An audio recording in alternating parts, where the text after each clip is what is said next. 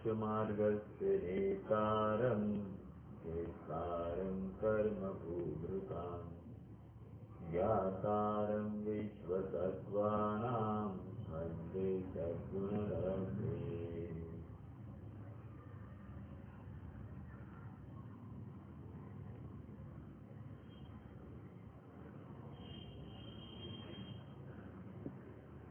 जीव के सुख का उपाय सम्यक दर्शन ज्ञान चारित्राणी मोक्ष मार्ग, ऐसा बताने के पश्चात इस प्रथम अध्याय में आचार्य देव ने सर्वप्रथम सम्यक दर्शन की चर्चा की है और उसके पश्चात सम्यक ज्ञान की चर्चा प्रारंभ कर दी है।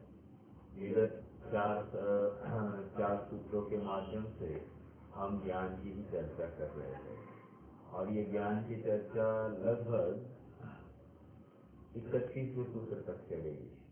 ठीक है, वहां तक ज्ञान की ही चर्चा चलने वाली है। तो आप समझ रहे हैं कि कितना विस्तार ज्ञान का यहाँ पर हो रहा है। और सम्यक दर्शन की चर्चा हो गई, वो तो पहले 4 सूत्रों में ही खत्म कर दी। ठीक है, तो हालांकि उसका सार बहुत है, लेकिन विस्तार सब ज्ञान अपेक्षा ही होता है, इसलिए ज्ञान की चर्चा यहाँ पर हो रही है। और चारित्र की चर्चा कहाँ है? ठीक है, चारित्र की चर्चा 8वें 9वें 10वें अध्याय में वहाँ पर की जाएगी। ठीक है, चलिए, तो अब हम अपना जो 8वां सूत्र है, 8वें सूत्र का अंतिम बोल, उसकी हम चर्चा करेंगे। सूत्र है तत्संख्या क्षेत्र स्पर्शन काल अंतर अल्प बहुत वैश्य। ठीक है, और इसके पहले का सूत्र क्या था? निर्देश स्वामित्व साधन अधिकरण स्थिति विधान के याद हो जाने चाहिए सूत्र, मतलब क्या होगा, लाभ होगा अपने को। ये तो बिल्कुल सही बात है। देखो, अब हमको अल्प बहुत्व के माध्यम से अब थोड़ी सी चर्चा करनी है। अल्प बहुत मतलब क्या? अल्प मतलब कम, बहुत मतलब अधिक। ठीक है, तो अल्प बहुत अनुयोग मतलब अल्प कम और अधिक कंपैरेटिव स्टडी के माध्यम से हम जीवों का अभ्यास करेंगे, जीवों का ज्ञान करेंगे। कैसे करेंगे, यहाँ पर समझाते हैं। क्या कह रहे हैं? 2 अपेक्षा आप सबको ज्ञात है, एक तो सामान्य अपेक्षा कथन और एक विशेष अपेक्षा कथन।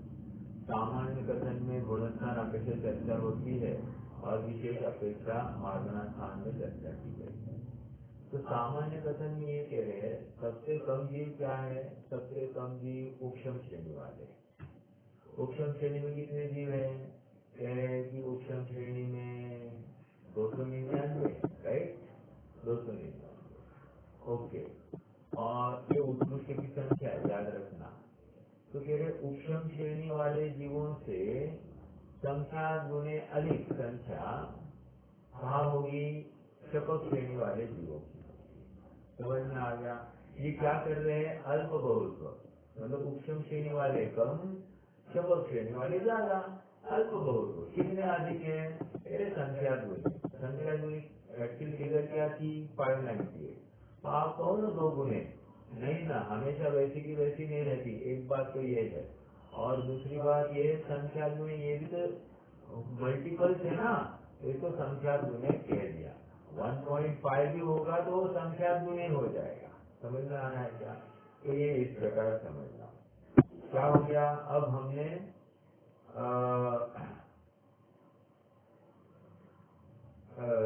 शपथ श्रेणी वालों की चर्चा की। आगे क्या है?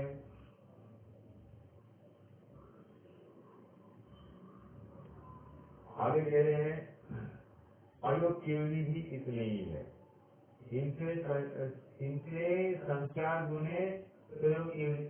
आयोग केवली कितने कहे? जितने शपथ श्रेणी वाले हैं उतने आयोग केवली कह दिए। फिर सहयोग केवली कितने हैं? आयोग केवली से संख्या गुने अधिक। जैसे हमने देखा था 5,98,000 कुछ थे ना, कितने थे? 1 मिनट, या 2 लाख या 84,000,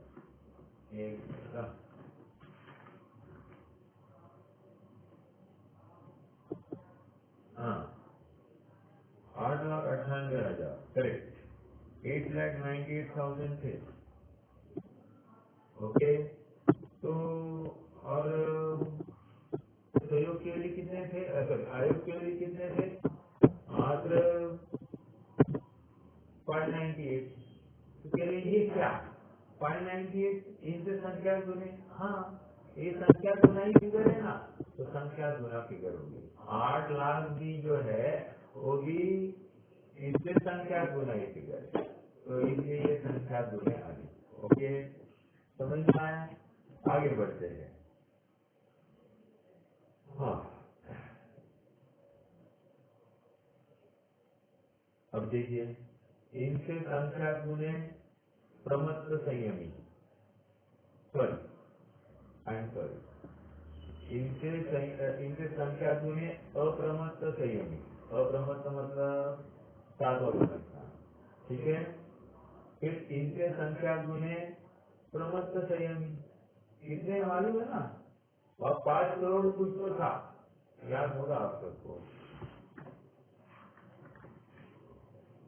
5,93,00,000 और 7वें गुणस्थान में 2,98,00,000, इतने जीव थे, तो ये भी संख्या गुने।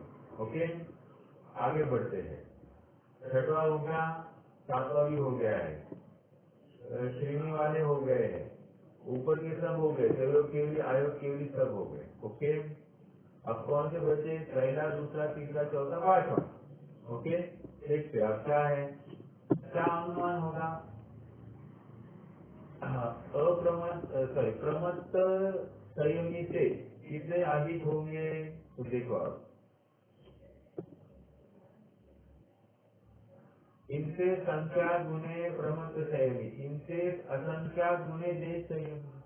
देश संयमी कितने हैं, असंख्या गुने हैं, किनसे,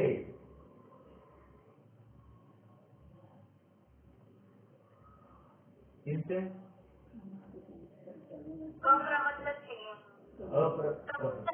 प्रमत्त से, प्रमत्त से। एक प्रश्न है, देश संयमी जब संख्या गुने है तो अप्रमत्त संयम संयम असंख्या गुने कैसे कह दिया, कोई कारण हो सकता है, किसी को कोई बता सकता है। वो महामत्स्य जो है, महामत्स्य की वजह से वो देखते हैं।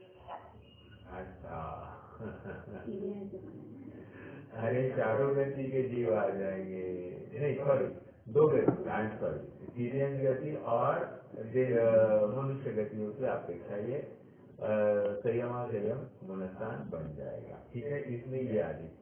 अब चौथे गुणस्थान में क्यों अधिक होंगे, क्योंकि चारों गति के जीव रहेंगे, राइट। अब देखो क्या कह रहे हैं, इनसे संख्या गुने, सॉरी आई एम सॉरी, देश, अभी देखो, देश संयमी से असंख्या गुने अधिक साधारण सम्य दृष्टि, दूसरे गुणस्थान वाले, उनसे असंख्या गुने सम्यक विख्याति, तीसरे गुणस्थान वाले, उनसे असंख्या गुने चौथे गुणस्थान वाले, और उनसे अनंतानंत गुणे मिथ्या दृष्टि भी है।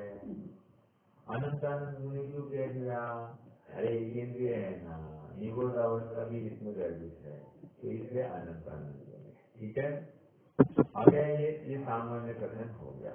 अब थोड़ा सा विशेष, अब देखो गति अपेक्षा चर्चा कर रहे हैं, गति ये भी इंटरेस्टिंग है, बहुत अच्छा है ये। तो क्या कह रहे हैं कि गति अपेक्षा, यहाँ पर आप नरक गति विचार कीजिए। नरक गति में कह रहे हैं कि सबसे कम, अभी कितने प्रकार के जीव होंगे, कौन से गुणस्थान वाले होंगे नरक गति में,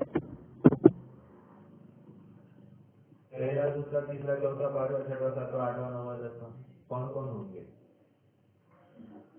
1 से 4, राइट। तो कह रहे 1 से 4 तरह के जीव है, तो कह रहे सबसे कम जीव कौन से हैं, तो कह रहे हैं कि साधारण सम्यक दृष्टि, ठीक है। दूसरे गुणस्थान वाले सबसे कम, देखो साधारण सम्यक नारकी में सबसे कम, उनसे संख्या गुने कौन है तीसरे गुणस्थान वाले, मिश्र गुणस्थानवर्ती। उनसे असंख्यात गुणे चौथे गुणस्थान वाले अविरत सम्यक दृष्टि, और उनसे असंख्यात गुणे मिथ्या दृष्टि नारकी। समझ में आया? तो ये क्रम कहाँ का हो गया? नारकियों का हो गया। अब 3 इंच में क्या है? 3 इंच गति में सबसे कम क्या है? देश है। ये क्या करे? गुणस्थान अपेक्षा चर्चा कर रहे हैं। फिर इंद्रिय अपेक्षा की चर्चा आगे आएगी, वो भी एक इंटरेस्टिंग है। ठीक है, देखो 3 इंच गति में सबसे कम, अगर 3 इंच गति में 5 गुणस्थान है, राइट? सबसे कम कौन है? देश संयमी कह रहे हैं। उनसे असंख्यात गुणे साधारण सम्यक दृष्टि, उनसे असंख्यात गुणे सम्यक मिथ्यादि 3 इंच, उनसे असंख्यात गुणे अविरत सम्यक भी है, उनसे अनंत अनंत गुणे मिथ्या दृष्टि 3 इंच है। समझने योग्य बात यह है कि आप जब फिगर तो देखिए ना, असंख्यात गुणे सम्यक मिथ्याति और असंख्यात गुणे साधारण सम्यक दृष्टि। दूसरे तीसरे में भी असंख्यात जीव है, और बाप रे वो भी 3 इंचों में। तो थोड़ा सा विचार कीजिए, अगर 3 इंच अवस्था में भी जीव कितना पुरुषार्थ कर लेता है। ओके, तो जब वो कर सकता है तो हम क्यों नहीं कर सकते? ये प्रश्न हम और आप सबके लिए ओपन हो जाता है। ठीक है, हाँ रोहित भाई, प्रश्न है क्या?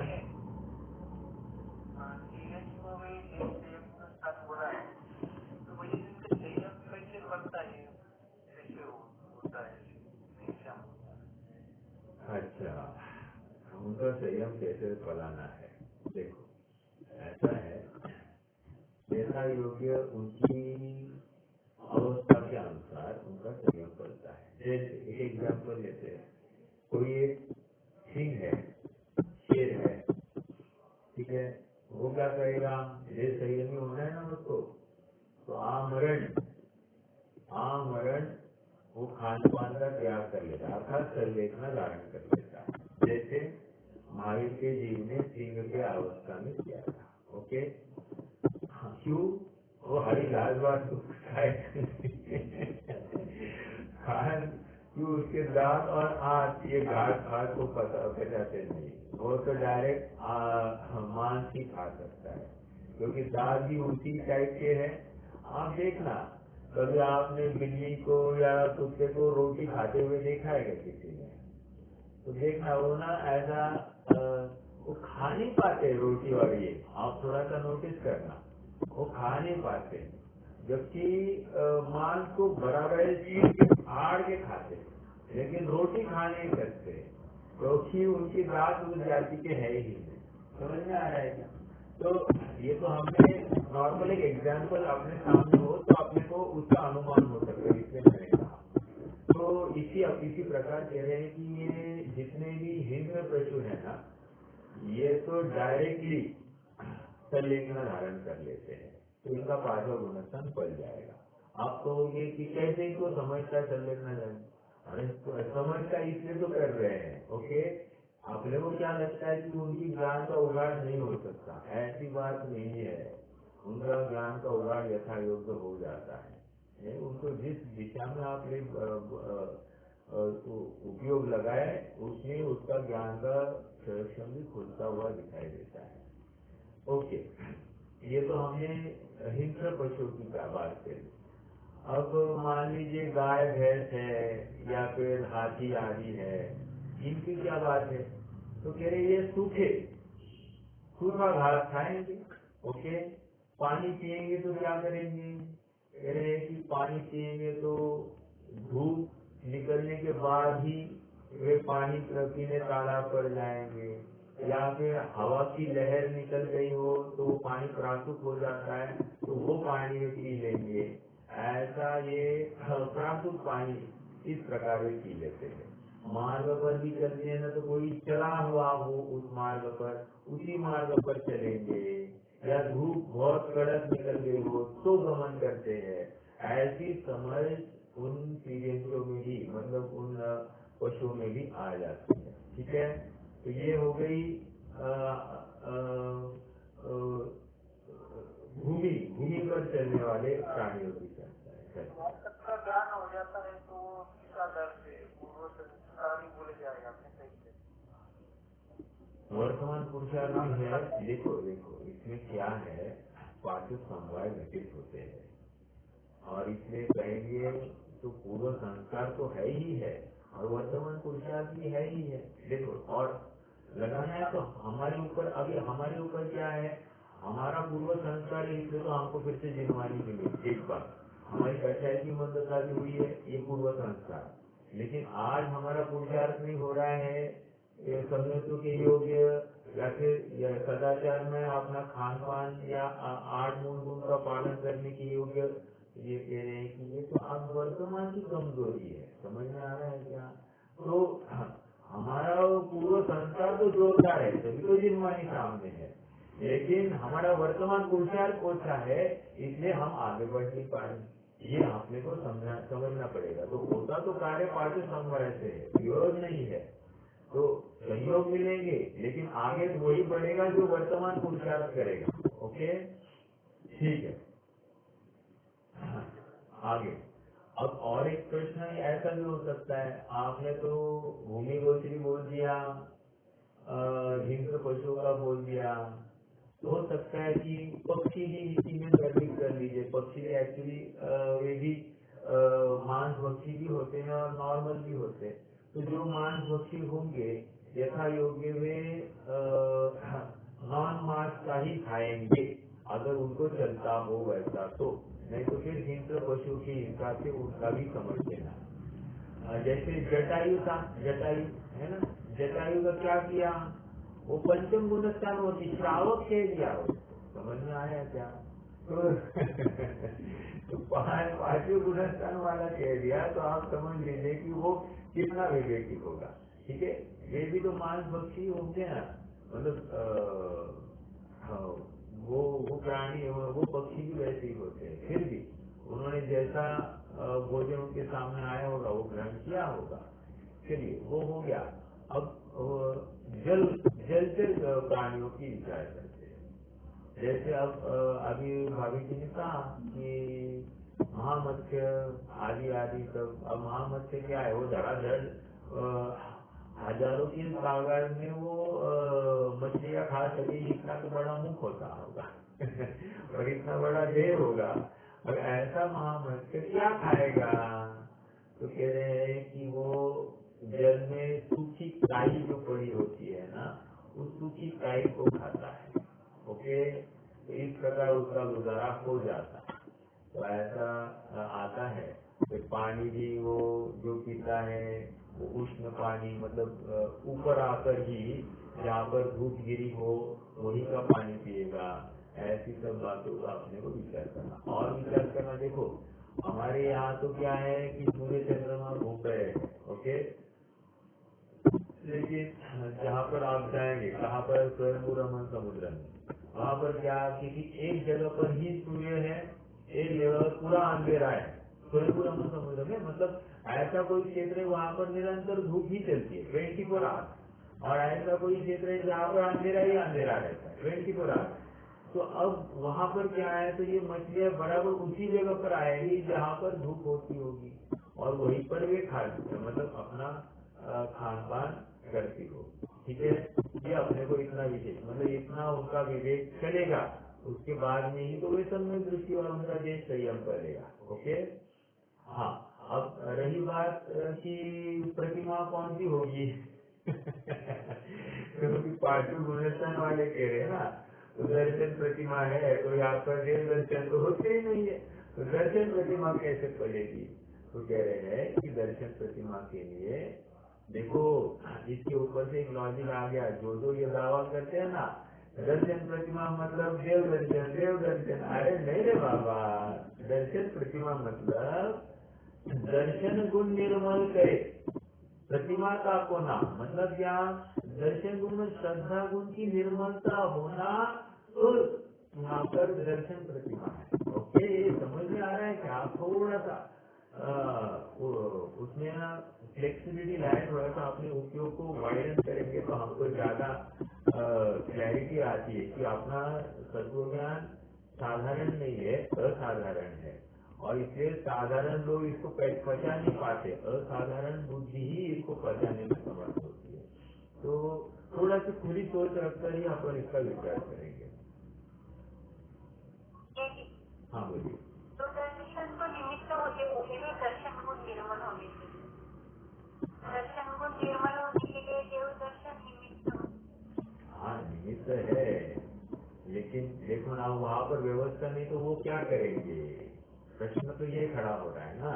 और पांचवा गुणस्थान तो फलता है, ऐसा केवल ज्ञान की कथन में आया है। तो किस जाति का फलता होगा ये अपने को समझना है। तो यहाँ पर इतना ही है कि यथा योग्य भावों के स्तर पर ही ये विशुद्धि बढ़ती है। फिर आपको जाति स्मरण होता होगा या नहीं भी होता होगा, तो विशुद्धि के बल पर क्षयोक्षम बढ़ता है, ये स्वीकार करना ही बहुत जरूरी है। वो हम अपने ऊपर लगाएंगे ना, हमारे खान पान में थोड़ा सा विवेक आ जाता है ना, तो अपनी विशुद्धि भी बढ़ जाती है। हमको जिनवानी की अनेक बातें सहज स्वीकार हो जाती है या उसका अनुभव हो जाता है। कैसे हुआ, क्या हुआ, उगाड़ हो जाता है ज्ञान का, लेकिन वो विशुद्धि के बल पर ही होता है, अन्य किसी प्रकार से नहीं होता है। और जिसका क्षेत्रक्षम ज्यादा है लेकिन वो विवेक रहित है, वो आगे बढ़ नहीं पाता है। तो वहाँ पर विशुद्धि की बढ़ाई होनी ही चाहिए। अगर मोक्ष मार्ग में बढ़ना है, ज्ञान की अधिकता जरूरी नहीं है, विशुद्धि की अधिकता जरूरी है। और जहाँ पर विशुद्धि की अधिकता ज्यादा, वो मोक्ष मार्ग में ज्यादा आगे समझना। कितना याद आता है, कितना क्षण पाठ करता है, कितना अच्छे से गाता है, उसकी बात नहीं है। कितना अच्छे से प्रवचन कर पाता है, उसकी बात है ही नहीं। यहाँ पर विशुद्धि की अधिकता वही मोक्ष मार्ग में आप कितने आगे ये बता सकता है। मैं अच्छे से बोल पाता हूँ, कम्युनिकेट कर पाता हूँ, समझा पाता हूँ, इसलिए मेरा क्षेत्रक्षम अच्छा है तो मैं मोक्ष मार्ग में बहुत आगे हूँ, ऐसा कोई भ्रम पालने की बात नहीं है। यहाँ विशुद्धि को लेकर ही मोक्ष मार्ग में आगे पीछे लगाया जाएगा। ठीक है, तो निमित्त भले ही हो, लेकिन वहाँ उपलब्ध नहीं है ना निमित्त, तो क्या करेंगे? तो वहाँ पर दर्शन गुण, दर्शन प्रतिमा मतलब एक मिनिमम पहली प्रतिमा तो होनी चाहिए ना, तो वो होगी। और यहाँ तक क्या, वो तो आगे भी बढ़ते हैं, दूसरी प्रतिमा भी आ जाती है, दूसरी व्रत प्रतिमा भी तो रहती है ना उनकी, पॉसिबल है, बिल्कुल पॉसिबल, कोई भाषा नहीं है उनके लिए। ठीक है, हाँ जी, आत्मानुभव करते हैं, आत्मानुभव करते हाँ आत्मानुभव भी करते हैं, उसके बिना क्या है। और प्रतिमा वाले क्या है, प्रतिमा वाले तो 15 दिन में एक बार करना पड़ेगा, उनको थोड़ी 6 महीने का क्राइटेरिया है। 6 महीने का क्राइटेरिया तो अविरत सम्यक दृष्टि के लिए है। वहाँ तो इनके लिए तो हाँ जी ठीक है, इनके लिए तो अधिक है। अच्छा, मुझे लगा मेरा बैंडविड्थ कम है, आपका बैंडविड्थ कम है। ठीक है, चलिए, तो क्लियर हो गई रोहित भैया बात? मतलब ये हाँ, सीरेंद्र में बिल्कुल होता है। और इसके लिए आप पार्श्व पुराण पढ़ेंगे तो वहाँ पर हाथी के माध्यम से वहाँ दौलत राम जी ने सुनो ना भैया, हाँ एक्सपीरियंस तो समझे, ये वगैरह समझो, केंद्र वगैरह, पहले एक दिन में 2 इंद्रिय में उनमें कैसा रहेगा? अरे वो करेंगे नहीं ना भैया, आपने पहले वही बोला ना क्या, फिर उन लोग का कैसे चेंज होगा, आगे बढ़ाई बढ़ते कैसे? हाँ वो भी तो ऐसा रहेगा ना कि अपने आप में है ना। और उनकी भी यथा योग्य विशुद्धि के बल पर ही जब विशुद्धि होती है उसी समय में आयु बनती है तो हमें ऊपर आ जाते हैं। अन्य समय में आयु बनने के अन्य काल में अगर विशुद्धि होगी तो उनको कोई ऊपर नहीं आते, लेकिन आयु बढ़ने के समय में यदि विशुद्धि हुई तो ये ऊपर आ सकते हैं। और देखिए ना, जैसे लब्ध पर्याप्त जीव है, राइट। लब्ध पर्याप्त जीव निकल गया, थोड़ा समझना, आपके लिए भी एक पॉइंट है ये। ये लब्ध अपर्याप्त जीव है। अब इसके 8 अपकर्ष काल पड़ते कि नहीं पड़ते हैं? अपकर्ष काल मतलब क्या? आयु बढ़ने के अवसर। तो कह रहे ये श्वास के 8वें भाग में भी क्या होते हैं? 8 अपकर्ष काल पड़ते हैं, और उन 8 अपकर्ष कालों में इसकी आगे आयु बनती है। ये आप देखो, मतलब अपना माथा काम नहीं करता है, इतने छोटे काल में भी ऑलरेडी श्वास का 8वां भाग कह दिया, उसमें भी 8 अपकर्ष काल पड़ेंगे। मतलब आप लगाइए कि कितने बार आयु बढ़ने के अवसर हो जाते हैं। एक एक समय का परिणाम इम्पोर्टेंट होता है, और एक जीव का एक परिणाम ही इसको डायरेक्टली पंचेंद्रिय खड़ा कर सकता है, निरोध अवस्था से उठाकर इसको पंचेंद्रिय बना सकता है। तो कोई बड़ी बात नहीं है भैया, जीव की विशुद्धता ही ये सब काम कराती है। अब आप कहोगे वहाँ पर मन नहीं है, हाँ मन नहीं है ना, ऐसा होती हुई एक विशुद्धता मात्र ही इस जीव को इतना ऊपर उठा सकती है। तो हमको ये सब समझ कर करना क्या? हमको अपने परिणामों को उज्जवल बनाना। समझ में आया? विशुद्धता मतलब क्या? मात्र दान करना इतना ही नहीं होता। विशुद्धता मतलब मात्र खान पान की विवेक रखना इतना ही नहीं होता। विशुद्धता मतलब अपने जीवन को जिनागम के करे अनुसार ढालना, इसको विशुद्धता कहते हैं। अपने जीवन में हर समय में उसका इम्प्लीमेंटेशन, प्रैक्टिस कैसे हो सकती है, इसका विचार करना, इसको विशुद्धता कहते हैं। ठीक है। अब वो एक इंद्रिय जीव क्या करता होगा? यथा योग्य उसके स्तर पर जो कोई विशुद्ध भाव होना चाहिए वो करता है, और उसके बल पर ये ऊपर आता है। ठीक है। और जीवन में आए ही ना, 608 जीव निकलते ही नित्य निरोध से बाहर। तो निकलते ही इसका मतलब कोई ना कोई विशुद्ध परिणाम किए बिना नहीं निकलेंगे। ओके। और जीव फिर से निरोध, इतर निरोध में जाता ही जाता है, तो क्यों जाता है? अरे विपरीत परिणाम करने से गया हेडक्वार्टर में, तो ऐसा हो सकता है। ठीक है। चलिए। अरे नहीं, बुद्धिपूर्वक है। बुद्धिपूर्वक।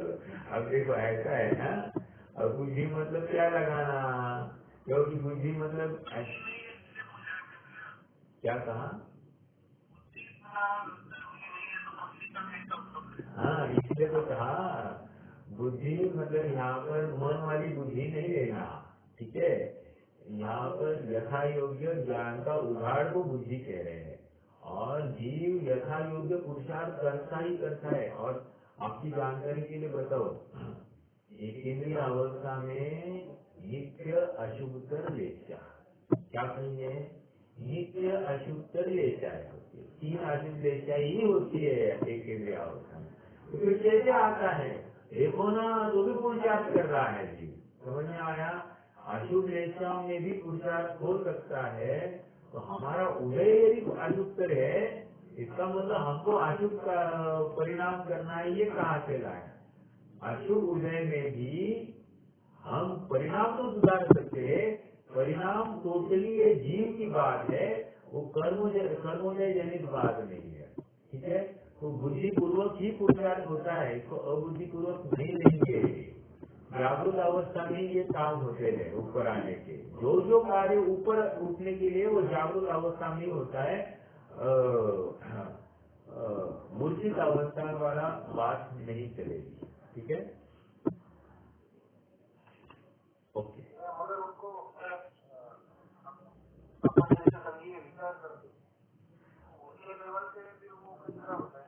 यथा योग्य उनकी जाति का जो उत्कृष्ट पुरुषार्थ पॉसिबल है उसको लेना। देखो, मान लीजिए हमारी जाति की विशुद्धता की लेवल 1000 डिग्री होगी, और उनकी उत्कृष्टता की लेवल मान लो 1 डिग्री होगी उत्कृष्टता की लेवल। तो वो 1 डिग्री को प्राप्त हो गए ना, हो गया। उनको अपने को 1000 डिग्री में जो पुण्य बनता है ना, उतना पुण्य या उतना उत्कृष्ट अनुकूल कर्मार्जन वे उस 1 डिग्री में कर लेते हैं, ये ऐसा समझना। मतलब आशु क्लेशाओं में भी जो उत्कृष्ट पुरुषार्थ संभव है वो करते, मतलब अन्य नहीं कर पाते, अन्य जितने अनंत जीव है वो नहीं कर पाते, उतना एक विशिष्ट जीव करता है, तभी तो जाकर वो 10 राशि में आ जाता है। तो ये बुद्धिपूर्वक पुरुषार्थ ही होता है। जैसे अभी मनुष्य हो या किसी और भाव से संगी डायरेक्ट नित्य निगोद में भी जाता है, इतर निगोद हाँ क्लास वाले में। लेकिन ऐसा है कि जो डायरेक्ट निगोद से भी इतने लेवल पे आ सकते हैं मनुष्य में, है एग्जाम्पल है। एग्जाम्पल तो ऐसा आया है उदाहरण में कि भरत चक्रवर्ती के 2 पुत्र नित्य निगोद से निकलकर उन्होंने 2 इंद्र की पर्याय धारण की और उसके बाद में वे आए, मतलब एक ही भाव बीच में धारण किया, ऐसा आता है। लेकिन कर्णानियोग कहता है कि आ सकता है, निगोद अवस्था से संगी पंचेंद्रिय भी बन सकता है, इसमें कोई दो राय नहीं। ठीक है, देखो उदाहरण हो अथवा नहीं हो, जब कर्णानियोग कहता है तो वो आता ही आ ही सकता है, ऐसी बात है। ठीक है, चलिए क्या कह रहे हैं?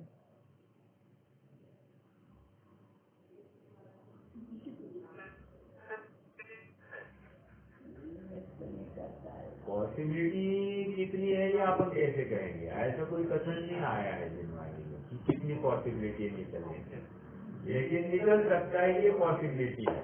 ओके कितने देर निकलेंगे अपन कैसे कह पाए, कि वो तो हर जीव का अपना अपना पुरुषार्थ के ऊपर डिपेंडेंट है ना, तो अपन नहीं कह सकते वो।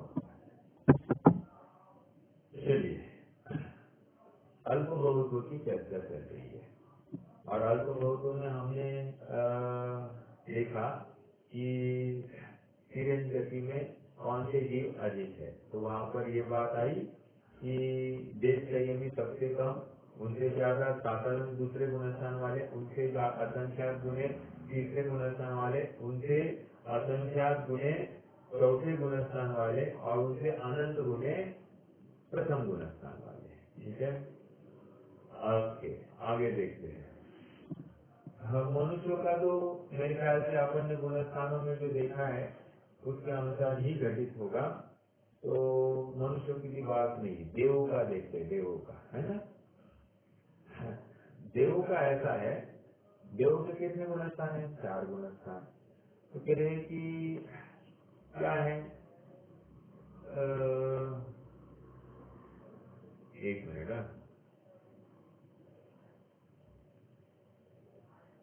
देवगति में ना,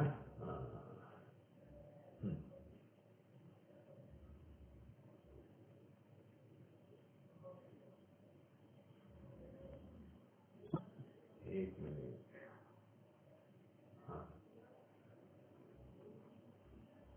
हाँ जी, देखो देवगति में कह रहे हैं, मैं यहाँ से पढ़ रहा हूँ, 211 पेज है मेरे बुक में, आपके इसमें 215। हाँ,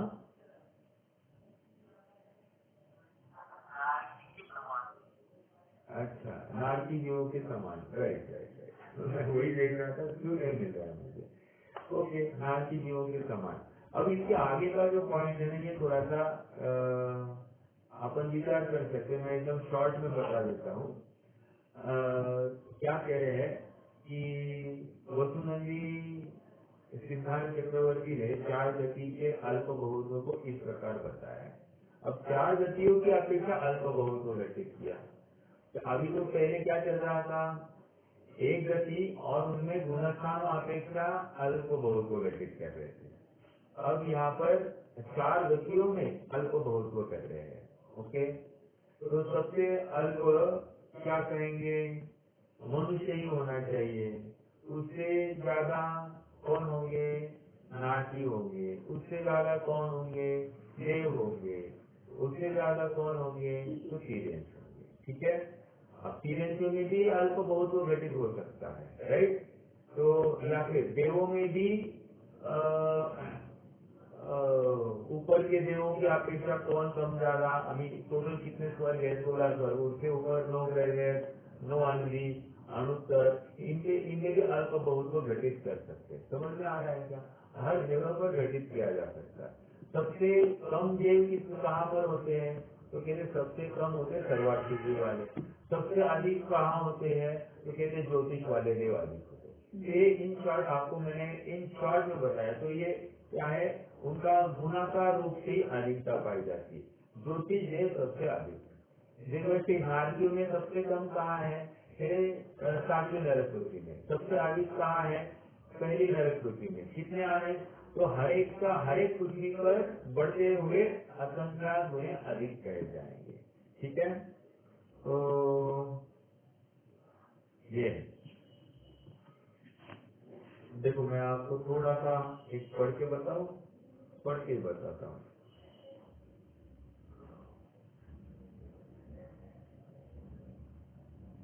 प्रत्येक गति के पृथक पृथक अल्प बहुत के अंतर्गत नरक गति के महातमो नामक पृथ्वी मतलब 7वीं पृथ्वी में नारकी जीव सबसे कम। ठीक है, उनसे असंख्यात गुणे 6वीं पृथ्वी, उनसे असंख्यात गुणे 5वीं पृथ्वी, उनसे असंख्यात गुणे 4थी पृथ्वी, उनसे असंख्यात गुणे 3री पृथ्वी, उनसे असंख्यात गुणे 2री, उनसे असंख्यात गुणे पहली नरक पृथ्वी में जीव पाए जाएंगे। असंख्यात असंख्यात असंख्यात। ये अल्प बहुत को हमने जो किया ना, एक्चुअली हमने गोमटा जीवकांड में नारकियों की संख्या निकाली है। आप कितने जनों को याद है मालूम नहीं, लेकिन हमने वहाँ पर संख्या निकाली और वो ऐसा ही है ना, जगत प्रतर, जगत श्रेणी, असंख्यात लोक प्रमाण, ये सब वहाँ की टेक्निकल टर्म्स है। मैंने वो पढ़ी नहीं है, लेकिन यहाँ पर लिखी गई है। मैंने ये पढ़ी नहीं है क्योंकि वो अब हमारे ज्ञान से ओझल हो गई है, तो मैंने भी ज्यादा उसके ऊपर स्ट्रेस नहीं किया। ठीक है,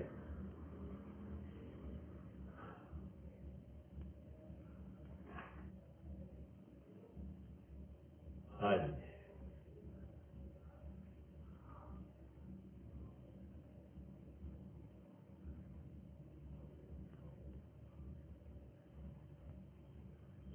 देखो एक अच्छी बात आपको बताओ है ना, पेज नंबर 212 है मेरे इसमें, मतलब आपके इसमें 216 होगी बॉटम। त्रस जीवों संबंधी पर्याप्त दर्शन में सबसे अधिक 3 इंद्रिय है। अब ये थोड़ा सा नोट कीजिए मतलब ज्ञान में। ओके, पर्याप्त अवस्था में तीरेंद्रियों की बात चलती है, तो पर्याप्त अवस्था में सबसे अधिक क्या है? 3 इंद्रिय, उनसे कम 2 इंद्रिय, उनसे कम पंचेंद्रिय, उनसे कम 4 इंद्रिय। अब देखो ऐसा क्रम है। अब थोड़ा समझे कि नहीं समझे? मैंने जानबूझ के पढ़ा कि सबसे ज्यादा 3 इंद्रिय जीव पाए जाए। 3 इंद्रिय जीव मतलब 3 की आदि, राइट। उनसे कम कितने हैं? 2 इंद्रिय, लेट।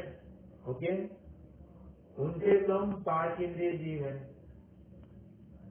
उनसे कम 4 इंद्रिय जीव है, और उनसे 4 इंद्रिय जीव मतलब 4 इंद्रिय जीव सबसे कम पाए जाते हैं।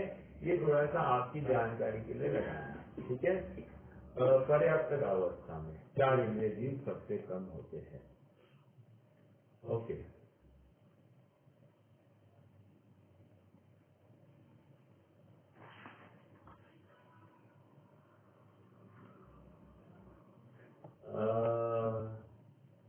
तुमने तुम्हारा में इनका लगा के देखना है क्या?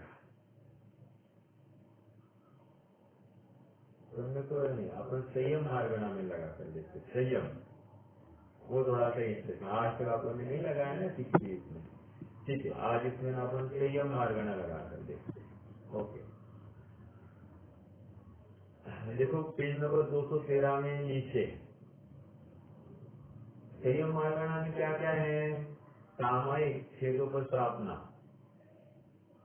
परिहार विशुद्धि और यथाख्यात संयम, है ना। ये इनकी बात है। सूक्ष्म नाम कराए और यथाख्यात संयम। अब देखो संयोगानुवाद से सामायिक छेदोपस्थापना, इन दोनों संयोगों में उपशम श्रेणी संबंधी प्रारंभिक दो गुणस्थानवर्ती जीवों की संख्या समान। उपशम श्रेणी के प्रारंभिक दो गुणस्थान मतलब 8वां और 9वां गुणस्थान, उसमें कितने जीव समान है, उनमें अल्प बहुत्व नहीं है। फिर 8-9 में उनसे संख्या गुणे शपथ श्रेणी संबंधी प्रारंभिक दो गुणस्थान, मतलब कोई शपथ श्रेणी में 8वें 9वें में है तो ये उपशम श्रेणी वाले से दुगने।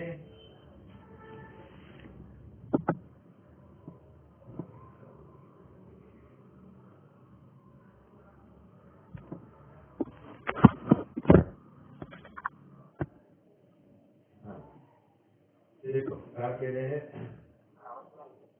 आ रही क्या आवाज?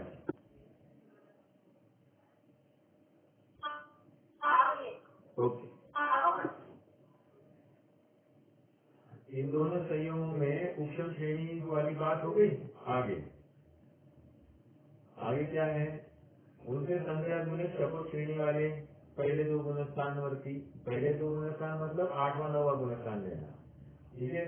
उनसे संख्या गुणे अप्रमत्त संयमी और उनसे संख्या गुणे प्रमत्त संयमी। हमको थोड़ा समझेंगे ना, सब पता नहीं सामयिक और छेदोपस्थापना मतलब एक चीज है। देखो छेदोपस्थापना मतलब क्या, छेद और उपस्थापना।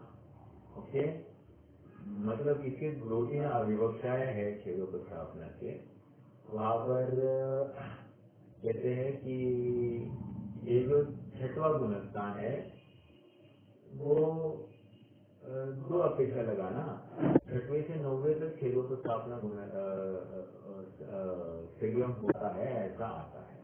फिर भी 1 मिनट सत्तर सूत्र निकालना जा रहा है, आगे चलकर है अपने को, आपको उसी से पढ़ के दिखाता हूँ। तो छेदोपस्थापना में 6वें से 9वां गुणस्थान है और ये मुनिराजों के ही होता है। ओके, एक बात ये सामयिक अर्थात आत्मा में स्थिति, वो भी मुनिराजों के होता है। सामयिक का गुणस्थान कह रहे हैं कि 6वें से 10वां गुणस्थान है। एक मिनट ना, मैं थोड़ा सा गलत तो नहीं हूँ ना। हाँ,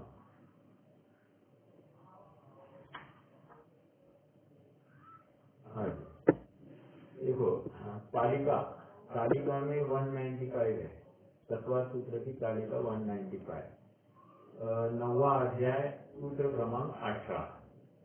क्या कह रहे हैं, सामयिक मतलब समस्त सावध्य हिंसा सहित योग का एक साथ त्याग। सामयिक हिंसा सहित योग का भी त्याग हो जाता है। ये इसके गुणस्थान कौन से, 6वें से 9वां गुणस्थान का। अब आप पूछोगे कैसे आइडेंटिफाई करें, हम आइडेंटिफाई नहीं कर सकते। ओके, लेकिन सामयिक संयम 6वें से 9वां गुणस्थान का, और लॉजिकली 6वें गुणस्थान में भी सामयिक कैसे संभव है, सामयिक तो 7वें के आगे ही हो सकती है, मतलब निश्चय सामयिक 7वें के आगे है, लेकिन आचार्य ने कही है तो आपने को उसको देखना, मतलब उसका स्वीकार करना। अब छेदोपस्थापना मतलब क्या, दोषों को दूर करना, दोषों को दूर कर पुनः व्रतों को ग्रहण करना। उपस्थापना मतलब छेद, किसी का छेद हो गया, फिर से उपस्थापना, मतलब आत्मा में, आत्मा फिर से पुनर्स्थापित करना, इसको छेदोपस्थापना कहते हैं। लॉजिकली क्या है, छेदोपस्थापना 6वां गुणस्थान छेद और 7वां गुणस्थान उपस्थापना, ऐसा लगता है, लेकिन यहाँ पर 6वें से 9वां गुणस्थान कहा, इसका मतलब अंदर बाहर होता होगा, 8वें में 9वें में भी अंदर बाहर होता होगा, इस जीव के पकड़ में नहीं आ रहा है और वो अबुद्धिपूर्वक है, इस अपेक्षा से उसको गिनाया नहीं जाता, लेकिन छेदों की स्थापना होती है। ओके,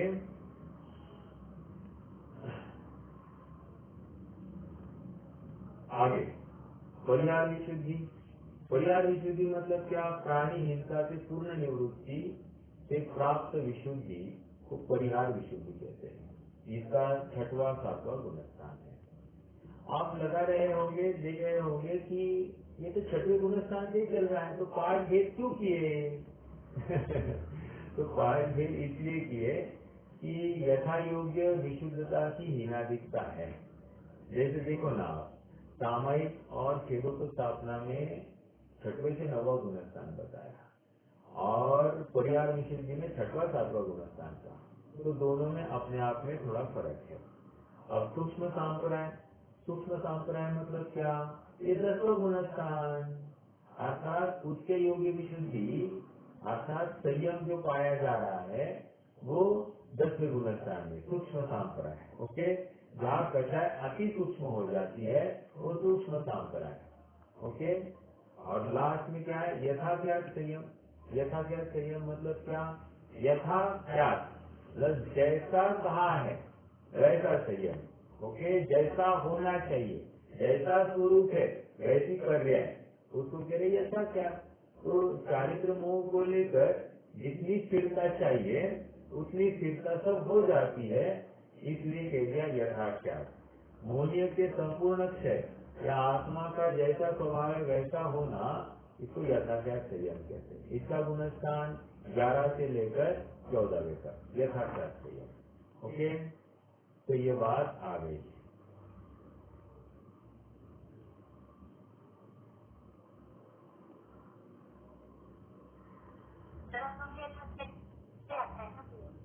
क्या कहा?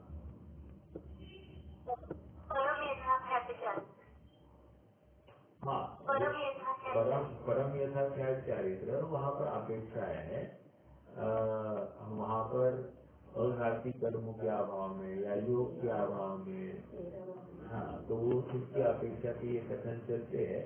यहाँ पर स्थूल रूप से मात्र मोहनीय का क्षय हुआ उसके अभाव से कथन चलता है। ठीक है, परम यथाख्यात आता है, वो आगे आता है, सिद्धों में उन्होंने कहा है।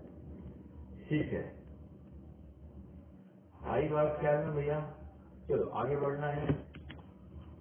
हाँ, तो ये क्या कह रहे हैं यहाँ पर? परिहार विशुद्धि।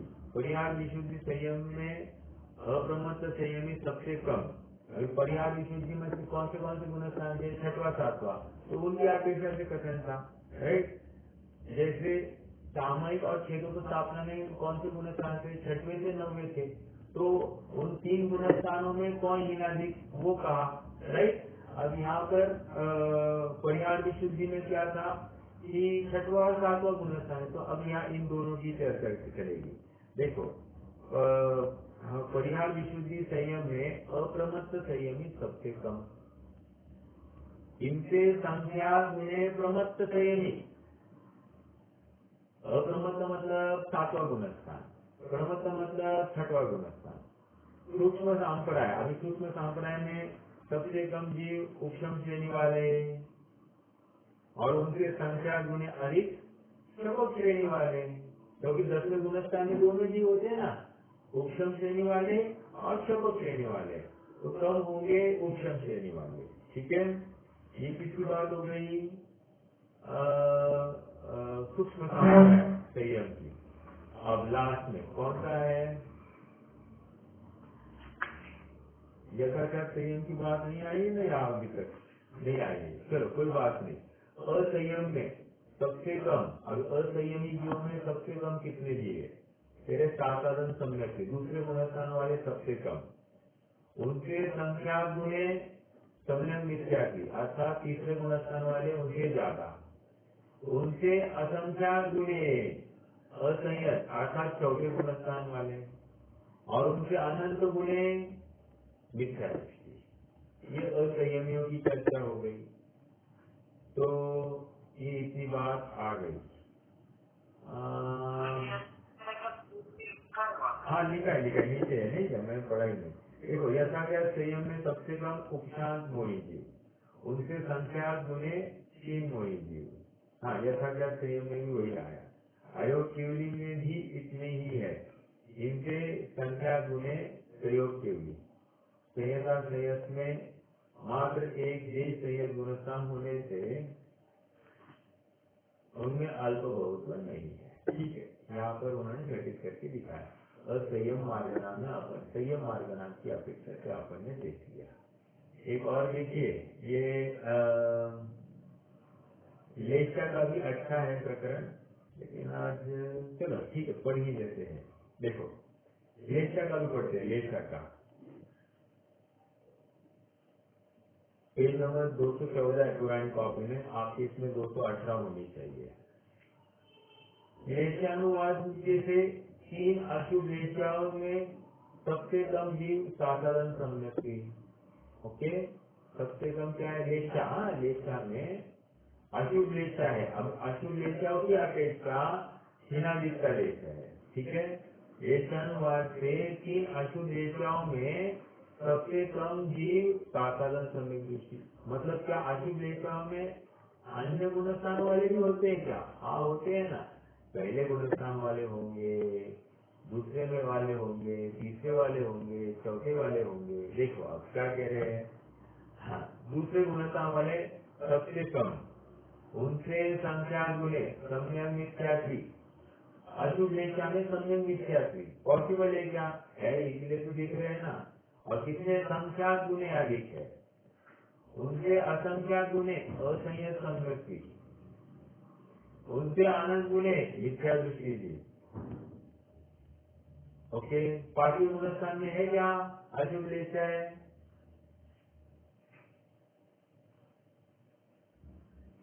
अशुभ लेशा कौन से गुणस्थान तक हो सकती है?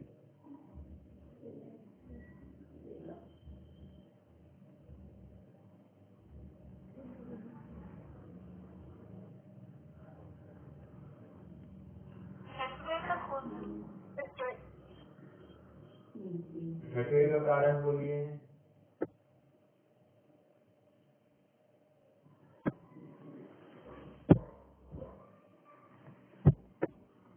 वो अशुभ लेशा है या क्या है वहां पर?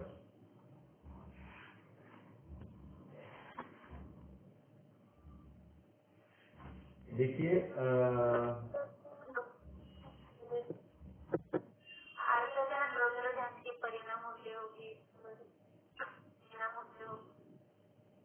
ध्यान वगैरह अलग चीज है। वो ध्यान की अपेक्षा बात कर रहे हैं, अपन लेशा का प्रकरण ले रहे हैं।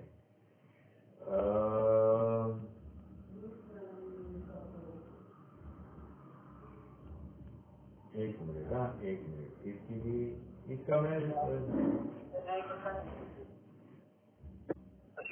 पांचवी गुणस्थान को नहीं दिखाए। हाँ, पांचवें में नहीं लेकिन छठवें में है, ये बात पक्की है। छठवें में होती है। वो क्या है, 5 प्रकार के मुनि बताए हैं।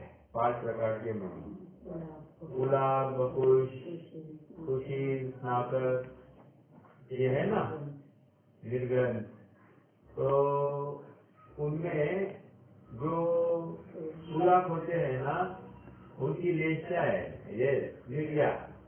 पेज नंबर 211, क्या अपना तत्व सूत्र का तालिका, सूत्र क्रमांक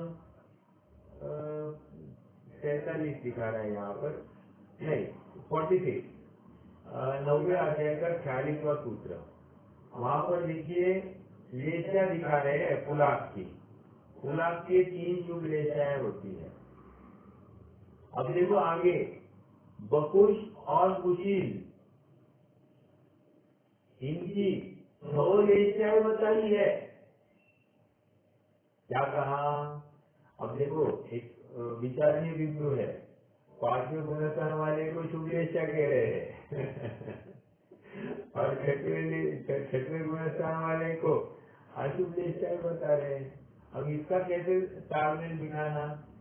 तो कह रहे स्थूल रूप से 6वें गुणस्थान और उसके आगे शुभ लेशा ही होती है। ये जो 6 लेशाएं बता रहे हैं, ये सूक्ष्म कथन है, विशेष कथन है। देखो ना, आप अपन अभी आगे बढ़कर जब पढ़ेंगे ये प्रकरण तब आएगी। आज तो इतनी बात लेना कि एक कथन होता है स्थूल कथन, एक कथन होता है सूक्ष्म कथन। जैसे 8वें अध्याय में टोरमसी साहब ने कहा है कि ब्रह्मचर्य वहां पर ब्रह्मचर्य का धारी कहाँ हो जाता है? 6वें गुणस्थान में। और वेद कहाँ तक बताया है? 9वें गुणस्थान तक बताया है। समझ में आ रहा है क्या? ऐसा हर जगह पर सूक्ष्म कथन स्थूल कथन की अपेक्षा से कथन चलता है। तो हमको दोनों कथनों का ज्ञान होना चाहिए। ये सूक्ष्म कथन है। क्या 6वें गुणस्थान में थोलेचा ये बता रहे ओके। बकुश और कुशील नामक मुनिराज के, कुशील मतलब हमारा वाला कुशील नहीं है ना, परिक्रिगमन वाला।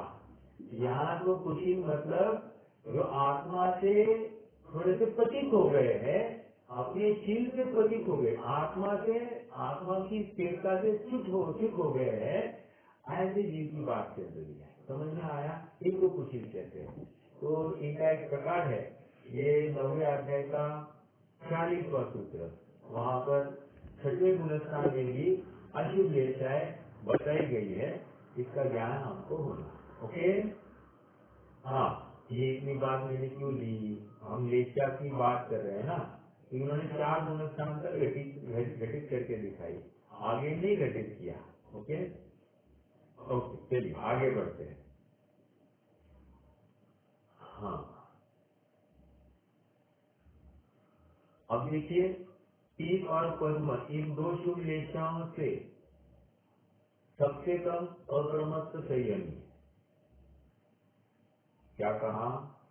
तीन और पद्म लेशा में अब कौन से जीव हो सकते हैं? एक पहले गुणस्थान वाले हो सकते हैं क्या तीन पद्म लेशा में? शुक्ल लेशा पहले गुणस्थान वाले में हो सकती है क्या?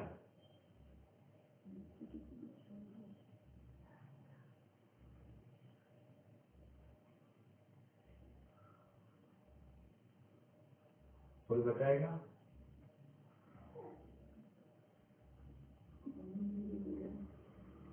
हाँ, हो सकती है। किसको? देवगति में तो शुक्ल लेशा ही रहती ना। हाँ, शुक्ल लेशा, लेकिन शुक्ल लेशा की बात कर रहे हैं आप।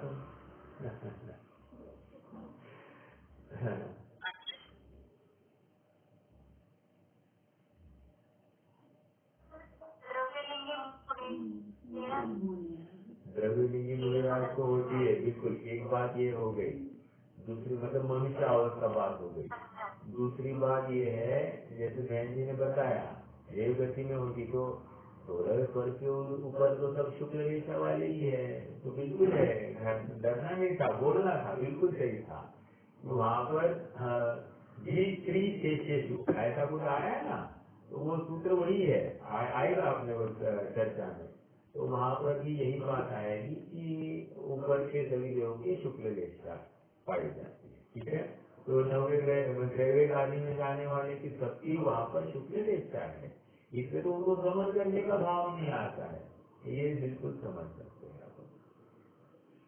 हाँ जी, क्या थे अपनी बात? तीन और पद्म इन 2 शुभ लेशाओं में से सबसे कम अप्रमत्त संयमी है। अप्रमत्त संयमी मतलब 7वें गुणस्थान वाले तीन और पद्म में है, लेकिन उनकी संख्या सबसे कम। इनसे संख्या गुणे प्रमत्त संयमी 6वें गुणस्थान वाले संख्या गुणे है। मिथ्यात्वी से देश प्रति पर्यंत जीवों का पंचेंद्रियवत अल्प बहुत्व है। ठीक है, पंचेंद्रियवत अल्प बहुत्व। आगे शुक्ल लेशा में सबसे कम उपशम श्रेणी वाले, उनसे संख्या गुणे शपथ श्रेणी वाले, उनसे संख्या गुणे सहयोग केवली, उनसे संख्या गुणे अप्रमत्त संयमी, अप्रमत्त संयमी 7वां गुणस्थान, उनसे संख्या गुणे प्रमत्त संयमी 6वां, उनसे असंख्यात अंडरलाइन असंख्यात, उनसे असंख्यात गुणे देश संयमी किसमें? शुक्ल लेशा में, उनसे असंख्यात गुणे सासाधन सम्यक्ति। ओके, आपने को क्या लगता है? सासाधन सम्य तो मतलब कषाय से अनुबंधित है। ये तो इसलिए गिर गया, अनंत अनुबंधी का उदय है। यहाँ क्या कह रहे हैं? शुक्ल लेशा। अब आपका प्रश्न आगे हो सकता है कैसे गिरा फिर? अरे गिरा है इसलिए तो वहां आया है। कैसे गिरा ये मत बोलो। पुरुषार्थ मतलब अपने आत्मा से चुप हो गया, आत्मा से जो अटैचमेंट है वो टूट गई है। ओके, अहम वहां पर कम हो गया है, ये बात पक्की। और कषाय विशेष आ गई है, कषाय आहुति हुई भी ये क्या वहां पर शुभ पाई जा रही है। देखो आगे, हाँ बोलिए। इंद्रिय गति में वो भूमि के भी जीव ले सकते हैं ना। बिल्कुल बिल्कुल, अरे हर जीव मात्र के। संयम पाते हो। हाँ लेकिन वो भूमि में वैसे देश संयम पाते हैं क्या?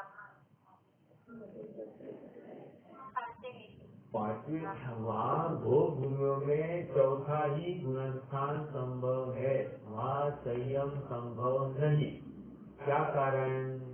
कारण इतना ही है कि वहाँ पर कर्म भूमि नहीं है। एक दूसरी बात क्या है, खान पान स्वयं बनाते नहीं है और जो कुछ खाते हैं रेडीमेड खाते हैं। इसलिए वो वहाँ पर संभव नहीं है। ठीक है, चौथा गुणस्थान वहाँ पर संभव है। और आप थोड़ा सा विचार करेंगे तो उनका भोजन वैसे भी कम से कम एक दिन बाद होता है, मतलब एक दिन की गैप के बाद में होता है। मतलब आज समझो आज दोपहर में भोजन हो गया, कल के दिन छुट्टी, उसके आगे दिन दोपहर में। ओके, जगन्य भोगभूमि की बात है, उत्कृष्ट भोगभूमि के 3 दिन का अंतराल है, तो ऐसा लगाना। तो ऑलरेडी उनका तो इतना उपवास आदि होते होंगे, लेकिन संयमी नहीं है। ओके, संयमी यहाँ क्यों नहीं है, कोई बता सकता है क्या? चलो प्रश्न है, संयमी क्यों नहीं कहा जा रहा है और भोजन नहीं कर रहे तो संयमी क्यों नहीं है?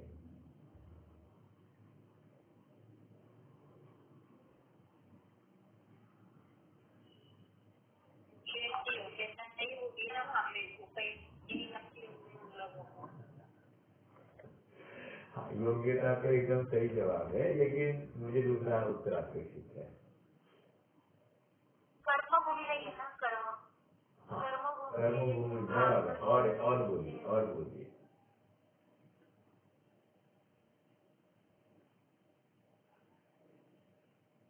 कर्म सापड़ी बोलिए।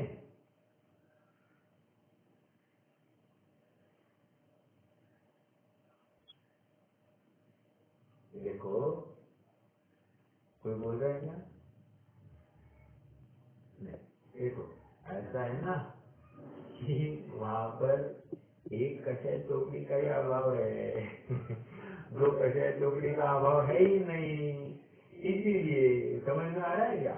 मतलब संयम धारण करने योग्य जो कषाय चौकड़ी का अभाव है वही नहीं है, इसलिए 3 दिन भूखा रहे। नहीं तो 33 सागर में से वो कह रहे ना 33,000 वर्ष के लिए वो तो कुछ खाते ही नहीं है देव, तो भी संयम का अंश भी नहीं कहा। और यहाँ डेली खा रहा है तो भी इसको संयम ही कह रहे। तो क्यों कहना? इसलिए कहना क्योंकि 2 कषाय चौकड़ी की वहाँ विरति हो गई है, 2 कषाय चौकड़ी का अभाव है और वो भूमि आदि में 1 कषाय चौकड़ी का अभाव होता है। ठीक है, चलिए आगे बढ़ना है। ये क्यों है? हमारी ज्ञान में इतना ही पड़ा है कि भोजन नहीं करे तो संयमी है। तो वो टूटने के लिए मैंने जानबूझ के ये प्रश्न किया कि हाँ कषाय चौकड़ी अर्थात अंतरंग स्थिरता की तरफ से देखा जाएगा विरति है या नहीं है। ओके, बहिरंग क्रिया के माध्यम से हम कुछ नहीं करेंगे। ओके, चलिए यहाँ आइए। शुक्ल रेखा में सबसे कम उपशम श्रेणी वाले, उनके संख्या गुणे शपथ श्रेणी वाले, उनके संख्या गुणे सहयोग केली, उनके संख्या गुणे अप्रमत्त, उनके संख्या गुणे प्रमत्त, उनसे असंख्या गुणे देश संयमी, उनसे असंख्या गुणे साधन शुक्ल रेखा में। हाँ, उनसे संख्या गुणे सम्यक मिथ्या, तीसरा गुणस्थान, उनसे असंख्या गुणे असंयत सम्यक हुई, असंयत चौथा गुणस्थान, उनसे असंख्या जुने मिथ्या दृष्टि जीव शुक्ल लेशा में है। और एक पॉइंट भी नोटेड, शुक्ल लेशा वाला परिणाम इस जीव का मतलब नाना जीवों की अपेक्षा सबसे अधिक पहले गुणस्थान में होता है शुक्ल रेखा का परिणाम। इससे काम हो रहा है क्या? इससे काम नहीं हो रहा है, स्वभाव सन्मुखता से काम हो रहा है। ठीक है, इसलिए मैं परिणाम को ठीक करूं, मैं कषाय को बंद करूं, ये कहाँ से लाएगा? ये बात है ही नहीं।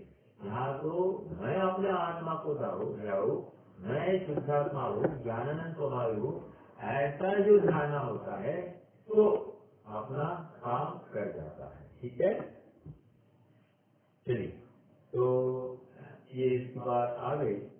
अब अन्य और है तो आप यथा योग्य पढ़ सकते हैं।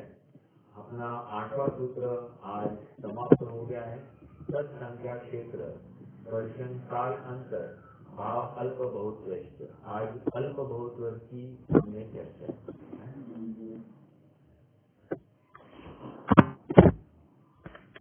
कोई प्रश्न है तो आप रख सकते हैं।